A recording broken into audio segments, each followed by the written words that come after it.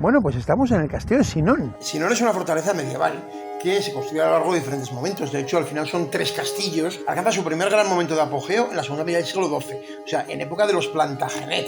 Los Plantagenet, Enrique II Plantagenet, rey de Inglaterra, duque de Normandía, duque del Maine, duque de Anjou, que se casa con Leonor de Aquitania, duquesa de Aquitania, que eran un verdadero imperio. Enrique II morirá aquí, morirá en Chinon, 2 días después de haberse entrevistado con Felipe Augusto, rey de Francia, que es el que lo acaba conquistando a sus hijos. Primero Ricardo Corazón de León y luego Juan Santillana. Ese será su primer gran momento. El segundo será del siglo XV, que es cuando se convierte en el escenario de un episodio fundamental en la historia de Francia, el reconocimiento. Esos 3 castillos, es lo que conocemos como Palacio Real, que está en la parte central de esa meseta elevada sobre el río Vienne, que es un afluente del Loira, se llega enseguida, a pocos kilómetros ya. Bueno, pues ya digo, ese Palacio Real hace unos años estaba como vemos en la primera foto. Se ha restaurado y ahora se puede ver mucho mejor. Se han acondicionado una serie de salas de exposiciones en el interior para conocer la historia de este lugar. Bien, pues una que no se ha cubierto, que se ha dejado como estaba, es la que nos trae aquí, porque es un sitio especialmente importante en la historia de Francia, lo que se conoce como la Sala del Reconocimiento. Ahí tenéis una placa en la que dice Juana de Arco, 1429-1929, que es cuando se puso. Pero lo que nos importa es la primera fecha, 1429. ¿Qué pasó en ese momento? ¿Qué pasó aquí? Bueno, pues vamos a situarnos un poquillo porque la situación de Francia era complicada. Entonces, ¿qué pasaba? Estaban en plena guerra de los 100 años y los ingleses habían conquistado pues casi la mitad del norte del país. De hecho, la frontera estaba en el Loira en aquel momento. Por eso los reyes se trasladan al sur del Loira. Entonces, hay un rey que es Carlos VI, que tiene un hijo que es el futuro Carlos VII. Y Carlos VII está convencido, la culpa es un poco de su madre, de que es hijo ilegítimo, de que no es hijo de su padre. Con lo cual no tiene derecho al trono realmente. Su padre ha muerto y él tendría que ir a Reims, a la catedral de Reims, a hacerse coronar con el óleo que bajó el ángel y todo aquello. Entonces, pues no se siente capaz. Entonces los ingleses son muy poderosos en el momento. Además, hay una parte de Francia, lo que ahora es Borgoña, el ducado de Borgoña, que está con los ingleses, mucho más que con el rey de Francia, con lo cual está en una situación complicada. Entonces, él está aquí en Chinon, porque los duques de Anjou, especialmente la duquesa Yolanda de Aragón, lo ha casado con su hija, con María de Anjou, y ella está convencida de que va a ser rey. En 1429 se presenta aquí una chica muy especial, se llamaba Juana y oía voces del cielo. ¡Ayúdame! ¿Cómo puedo salvar a Francia? ¿Cómo puedo coronar al delfín? Yo solo soy una pobre granjera, nunca he visto un rey ni un ejército. No estoy preparada para hablar a personas importantes ni mezclarme con ellas. Llevo mucho tiempo intentando hacer algo, pero no encuentro la forma y nada hecho. Sé que cada día estamos más cerca de perder Francia. Y aún así, Señor, no sé qué es lo que pides de mí. Así que nada hago. Perdóname. Pero me siento indefensa y angustiada. Esas voces le decían que tenía que hacer 2 cosas. Una, tenía que levantar el asedio de Orleans, estaba sitiado por los ingleses, y 2, mucho más importante, después de eso tenía que llevar al rey a Reims, a que se coronara, y a partir de aquel momento actuara como el rey legítimo de Francia. Entonces ella se presenta aquí, tiene una primera entrevista en una sala, en la parte de arriba, una entrevista en privado, con un grupo muy pequeño de personas, y allí se conocen. Entonces ella le cuenta todo esto de las voces y demás, y él, como se queda un poco mosqueado, dice, bueno, vamos a hacer una cosa, la vamos a mandar a Poitiers, aquí un grupo de teólogos, analicen un poco la situación. La mandan, ella convence a los teólogos absolutamente, creen en ella y vuelve a venir. Entonces cuando se produce esa escena que todo el mundo conoce, pero que es un poco falsa, es un montaje teatral, en el que seguramente tuvo mucho que ver la mano de Yolanda de Aragón, la duquesa de Anjou, la suegra del futuro Carlos VII, digo futuro porque todavía no está coronado. Entonces tuvo que ver la mano de Yolanda y también un poco la participación de Juana de Arco, claro. Entonces, ¿qué ocurre?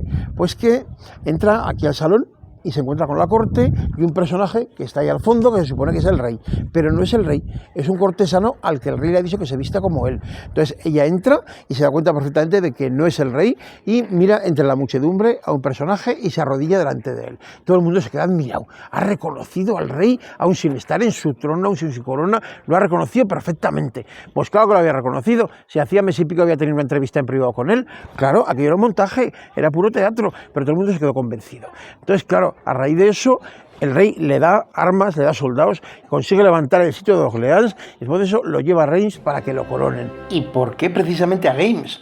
Pues porque la catedral de Reims era el lugar donde se coronaban los reyes de Francia desde siglos antes. ¿Cómo empezó la cosa? Bueno, pues nos tenemos que ir nada más y nada menos que a finales del siglo V, a un año que sería el 496, 497, 98, 99, no tenemos muy claro, pero sí que sería el día de Navidad. ¿Y qué ocurrió? Pues que se bautizó Clodoveo, rey de los francos. Claro, hasta entonces los francos no eran cristianos y Clodoveo, por intereses políticos, decide convertirse al cristianismo. Una leyenda dice que en una batalla, pues él, no sabía ya a qué Dios encomendarse y decidió encomendarse a Cristo. Y oye, le fue bien la cosa, con lo cual dijo, pues nada, pues me hago cristiano. Entonces era un poco como un nuevo Constantino realmente. Ya sabéis que el emperador Constantino, el día antes de la batalla del Puente Milvio contra su rival Magencio, había visto una visión en el cielo y había oído una voz y le decía, con este signo vencerás. Y había una cruz. Esa cruz la puso en el estandarte de sus legiones y venció. Él no se convirtió al cristianismo, pero en el 313, con el edicto de Milán, lo hizo legal y al final de su vida pues se bautizó.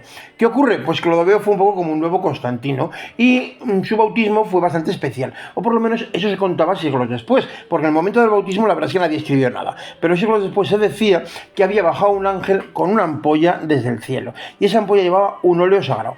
Ese óleo es el que se utilizaría para las coronaciones. Es verdad que hasta el siglo IX no tenemos noticia de ninguna coronación que no sería todavía en la catedral, sino en el monasterio de Saint-Rémy. De hecho, Saint-Rémy era el obispo que había bautizado a Clodoveo. Bueno, pues ahí se guardaba el óleo y, bueno, pues ahí se coronaron 3 reyes y probablemente se utilizó o no, no lo sabemos. Cuando se utiliza seguro, es en la coronación de Luis VII. Luis VII es el que fue marido de Leonor de Aquitania. Hablábamos de ella el otro día cuando comentábamos las tumbas de los Plantagenet en Fontevraud.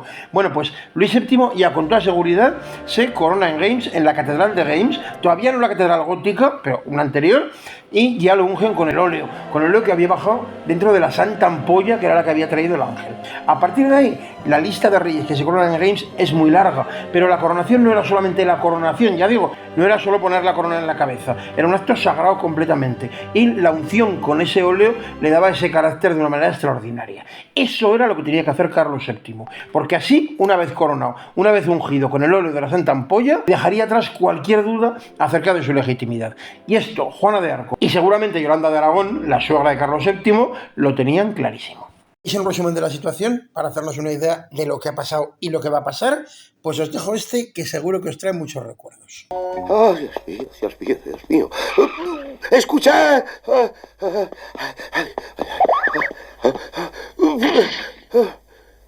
Escucha, no lo vas a creer.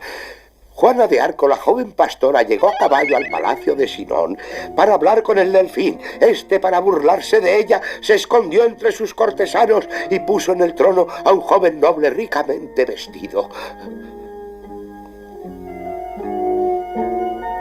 Pero ella, sin dejarse engañar, fue directamente hacia el delfín, se arrodilló y le dijo que tenía la misión de coronarlo rey. Muy impresionado el delfín, le ha concedido un ejército y sus más valientes capitanes armañacs. ¡Bravo, bravo, bravo, bravo! ¿Le ha prestado una buena ayuda? Sí, en efecto. Juana se dirige ahora hacia la sitiada villa de Orleán.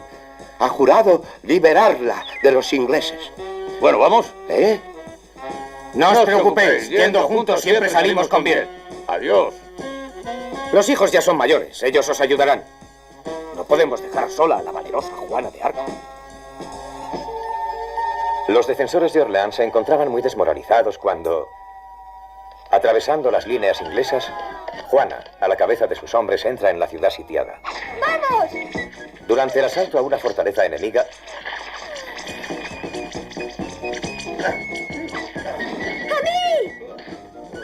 ¿Qué pasa?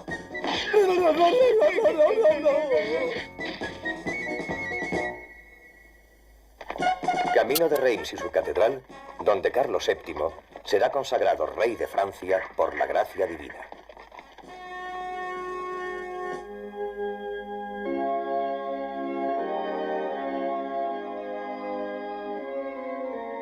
Es verdad que Juana fue hecha prisionera por los ingleses, solo 2 años después de todo esto.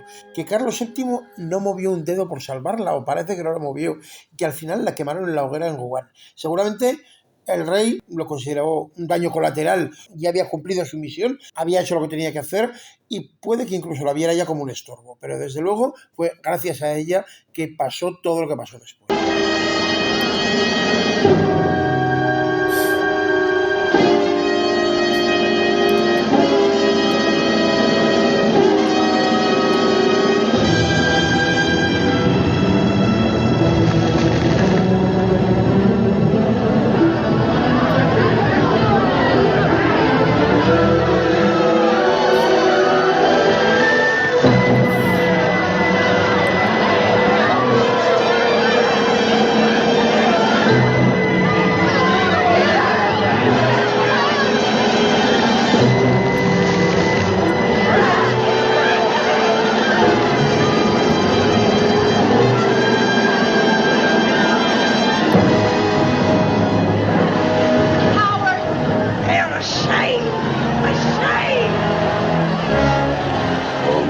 drunken men, traitors to yourselves and your country.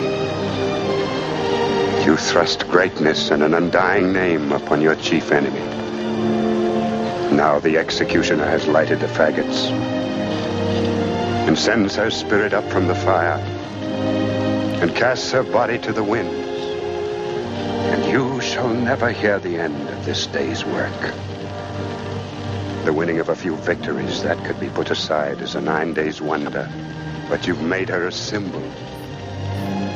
And her ashes and her words will blow like seeds and take roots on deserts and pavements.